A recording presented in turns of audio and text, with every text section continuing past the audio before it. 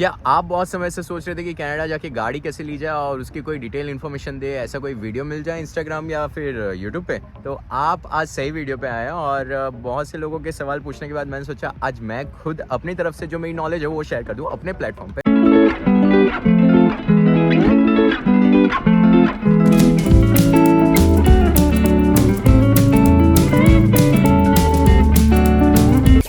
तो देखिए, बहुत से लोगों के ये सवाल होते हैं कि विदेश में जाकर कभी कभार ट्रांसपोर्टेशन के इश्यू होते हैं और स्पेशली कनाडा में मॉन्ट्रियल के अलावा आप कहीं पे भी जाओगे ना तो आपको ट्रांसपोर्टेशन का इश्यू होगा ही। Without car it's difficult to survive in winters as well as अगर आपको अर्निंग अपॉर्चुनिटीज चाहिए तो car is one of the best source जिसके थ्रू आप अच्छी खासी इनकम एडिशनली कमा सकते हो apart from your field job या फिर जो भी आप जॉब कर रहे हो एज अ स्टूडेंट या फिर as a work permit holder या फिर XYZ बिजनेसमैन भी कार का यूज़ करते हैं अपने खर्चे बचाने के लिए और कहीं ना कहीं लायबिलिटी को एसेट की तरह बदलने में। सो फर्स्ट ऑफ ऑल, अगर कोई नया है तो उसे कनाडा आके गाड़ी कहाँ ढूंढनी चाहिए?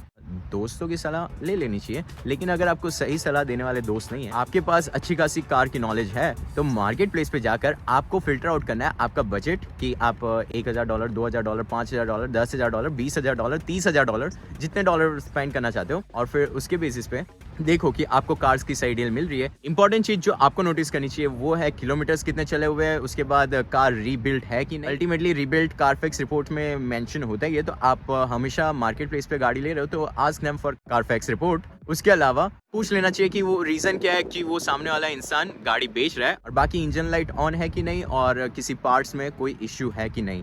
बिफोर बाइंग दैट कार आप किसी मैकेनिक को एक बार दिखा दो तो वो बेटर रहेगा। कैनेडियन टायर या फिर कॉस्को ये सारे कार इंस्पेक्शन करते हैं। वंस यू डिसाइड कि मार्केट प्लेस से कार लेनी है तो आप कभी भी पेमेंट एडवांस में मत करो, जस्ट खाली होल्ड करने के लिए अगर वो बोले कि $500 कुछ रखना है विच इज़ रिफंडेबल तो आप कर सकते हो। बाकी आई वॉन्ट सजेस्ट कि आप फुल अमाउंट या हाफ ऑफ द अमाउंट पहले पे करो, बिकॉज कई बार स्कैम्स होते हैं और उसमें लोग फंस भी जाते हैं। तो ये तो हुई इनिशियल डेज के लिए या फिर आपको सेकंड हैंड कार लेनी हो उसके लिए इन्फॉर्मेशन जो मार्केट प्लेस से अच्छे से मिल जाती है। मार्केट प्लेस के अलावा प्रोविंशियल डीलर्स भी आपको मिल जाएंगे, लोकल डीलर्स भी मिल जाएंगे जो कार लेने का और बेचने का काम करते हैं, और उन लोगों के पास भी कभी कभार अच्छी खासी डील्स मिल जाती है। और डीलर्स लोग हमेशा गाड़ी की पार्ट्स अपडेट कर देते, मॉडिफाई कर देते ताकि वो पैसे कमा के एडिशनल अमाउंट में किसी को बेच सके। मैंने जब ली थी तो मॉन्ट्रियल में एज ग्रेजर करके एक था, सॉरी फॉर माय प्रोनाउंसिएशन, और उसके अलावा कार्स आर टॉयज ऐसे करके 5-6 थे जहाँ पर मैं विजिट किया था। एंड उसी के बेस पे मुझे थोड़ी कार की नॉलेज मिली और पता चला कि मार्केट का प्राइस क्या है, इंटरेस्ट रेट क्या है। तो मार्केट प्लेस हो गया, डीलर्स हो गए। आपको अगर सेकेंड हैंड कार लेनी है तो आप कंपनी जो होंडा है, टोयोटा है या फिर और भी बहुत सारी है उनके भी वेबसाइट पे जाके यूज्ड कार्स में से चेक कर सकते हो।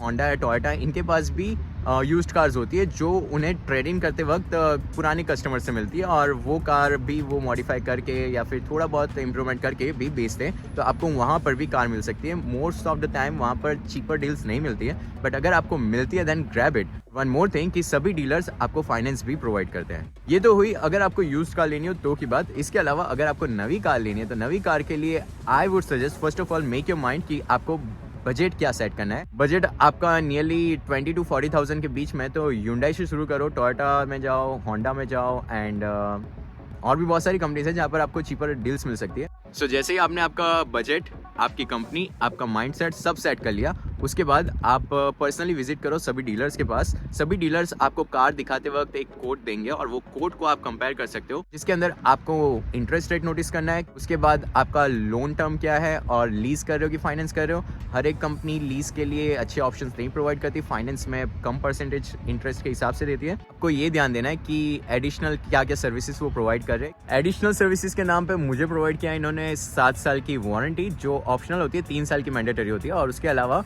1,40,000 किलोमीटर तक की कोई भी अधिकतर सेवा हो तो मैं वो ले सकता हूँ। एंटी थेफ्ट डिवाइसेस होते हैं जो आपको ऑप्शनल होते हैं अगर आपको लेना हो तो, बट मैंने नई कार है इसकी प्रोटेक्शन के लिए ले लिया क्योंकि अभी क्या दुनियादारी इतनी खास देखी नहीं है और कनाडा में किस तरह से चोरी होती है वो पता नहीं है, तो इसीलिए आई प्रेफर कि एडिशनल सेफ्टी प्रोटेक्शन लेना अगर आपके केस में अफोर्डेबल है तो ले लेना चाहिए। Now coming back to the point how I figure out कि मुझे कौन सी कंपनी की कौन सी कार लेनी है। So I personally visited Hyundai, Toyota, Subaru, Kia, Honda. सभी जगहों पे मैं गया, कोटेशन निकलवाया और मैंने हर जगह एसयूवी एंड सेडान दोनों का ही कोटेशन निकाला। और उसके बाद जो चीज़ मैटर करती है वो है कार की अवेलेबिलिटी, जो कई बार 6 महीने से 8 महीने तक भी लगा देते। तो फर्स्ट ऑफ ऑल मैंने चेक किया इंटरेस्ट रेट किसका कम है, वेयर एज मित्सुबिशी एंड किया के इंटरेस्ट रेट सीरियसली कम है, और ह्यूंडई में भी आपको कम इंटरेस्ट रेट पे कार मिल सकती है। बट उनकी इंजन लाइफ के इश्यूज़ जो मैंने रिसेंटली कुछ फ्रेंड्स से सुने थे, इसलिए मैंने ह्यूंडई और किया में अपने हाथ पैर कुछ नहीं डाले।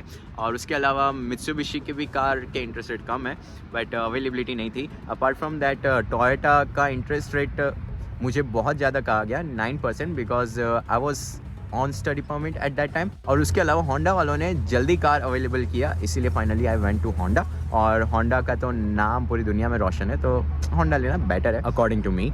कई लोग वॉल्क्सवैगन, निसान ऐसी कंपनी को भी प्रीफर करते हैं, बट उसके लिए कई जगहों पे पीआर मैंडेटरीली मांगा जाता है। They ask you for the documents and details, और एक बार क्रेडिट चेक हो जाता है, फिर बोलते हैं कि नहीं आपके डॉक्यूमेंट्स नहीं वेरीफाई एंड अपडेट हो पाएंगे। अगर आपको कोई भी नई कार लेनी है, इंपॉर्टेंट थिंग इज दैट कि आपके पास 3 साल की वर्क परमिट होनी चाहिए, आपका स्टेटस लॉन्ग टर्म का होना चाहिए, then only they will provide you loan for a car. बाकी आपके पास कैश हो तो पूरा ऐसे $40,000 पे कर दो और लेकर निकल जाओ। एक इंपॉर्टेंट चीज ये कि आप कभी भी कार लेने का सोच रहे हो तो आपके पास अपार्ट फ्रॉम दैट मनी $2,000 से $3,000 एक्स्ट्रा होने चाहिए, जो आपके आफ्टर परचेस एक्सपेंसेस के नाम पे जाने जाएंगे, क्योंकि कार लेने के बाद भी बहुत सारे एक्सपेंसेस होते हैं, रजिस्ट्रेशन जैसे और भी बहुत सारे, जो आपको कार लेने के बाद ऑटोमेटिकली पता चल जाएंगे। It's not a big thing but it's a mandatory thing. अब आते हैं हम मुद्दे की बात पे कि देखो सबसे ज़्यादा भारी चीज़ होती है वो है इंश्योरेंस। अगर आप नए ड्राइवर हैं कनाडा के तो आपको इंश्योरेंस बहुत महंगा पड़ सकता है। इंडिया से ड्राइविंग लाइसेंस लेकर आना इसलिए प्रीफरेबल है क्योंकि वहाँ का एक्सपीरियंस और यहाँ का एक्सपीरियंस ऐड होता है, तो आपका इंश्योरेंस कम हो जाता है। Apart from that GTA side अगर आप रहते हैं, जैसे ब्रैम्पटन, मिसिसागा, टोरंटो, कहीं पे भी आप जाते हैं तो वहाँ पर आपका इंश्योरेंस बहुत ज़्यादा होता है, क्योंकि बिजी सिटीज़ में बहुत से अलग अलग खौफ रहते हैं और इंश्योरेंस कंपनी इसीलिए आपको नियरली $600-700 तो एवरेज चार्ज करती है। उसके अलावा मैं नोवा स्कोशिया आया, सो यहाँ पर भी इंश्योरेंस ज़्यादा है, और भी बहुत सी जगहों पे मैंने सुना कि इंश्योरेंस नए ड्राइवर्स को महंगे पड़ते हैं। सो मेक श्योर आप इंश्योरेंस कोट पहले ले लो गाड़ी लेने से पहले, तो आपके मंथली बजट को आप सेट कर पाओ।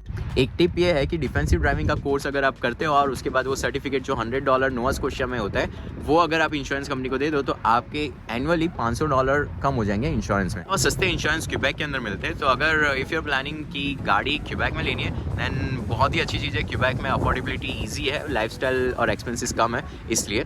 अब इंश्योरेंस नई कार के लिए आप लेते हो ना, तो आपको सजेस्टेड ये है कि आप गैप इंश्योरेंस या फिर एक पर्टिकुलर नाम दिया जाएगा सिटी टू सिटी, वो वाला इंश्योरेंस लो, जिसके अंतर्गत क्या होता है वो मैं बताता हूँ कि आपकी कार अगर 3 साल तक या 5 साल तक, डिपेंडिंग अपॉन इंश्योरेंस कंपनी क्या प्रोवाइड करती है, उसके टाइम ड्यूरेशन के अंदर 3 साल से 7 साल के अंदर का जो भी टाइम ड्यूरेशन आपकी कंपनी देती है इंश्योरेंस कंपनी, और उसके दौरान अगर आपकी कार टोटल लॉस में जाती है तो आपको आपकी कार कंपनी 3 साल बाद की प्राइस नहीं देगी, आपको आपने जब नई कार ली थी वो प्राइस जो आपने पे की थी वो अमाउंट देंगी। Let's take an example to clear yourself कि अगर आपकी 3 साल बाद कार की वैल्यू 20,000 हो जाती है और जब आपने ली थी तब वो 40,000 की थी, तो आपका गैप इंश्योरेंस होगा, तो वो गैप पीरियड को कवर करके वो आपको $40,000 देगी इंस्टेड ऑफ 20,000 अगर 2 साल बाद एक्सीडेंट हुआ तो।